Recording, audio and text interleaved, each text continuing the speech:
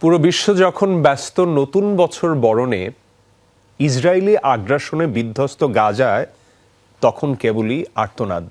আপনজন, ঘরবাড়ি হারানো উপত্যকার মানুষগুলো এক বছরেরও বেশি সময় ধরে প্রাণ বাঁচাতে ছুটছেন দিকবিদিক।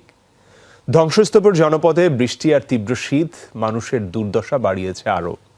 ইসরায়েলের বর্বরতা থামার কোনো লক্ষণ নেই, তবু অসহায় ফিলিস্তিনিরা আছেন নতুন বছরে শান্তি নেমে আসার প্রত্যাশায়। মাত্র 15 মাসের ব্যবধানে ধ্বংসস্তূপে পরিণত হয়েছে গাজা উপত্যকা। বর্বরতার সব মাত্রা অতিক্রম করে একটি জনপদের পুরো চিত্রই বদলে দিয়েছে ইসরায়েল। 2023 সালের অক্টোবরে শুরু হয়েছিল যে আগ্রাসন, তা 2024 সাল জুড়েই অব্যাহত ছিল। ইসরায়েলের হামলা থেকে বাঁচতে গাজার এক প্রান্ত থেকে আরেক প্রান্তে গত বছর জুড়ে ছুটে বেরিয়েছেন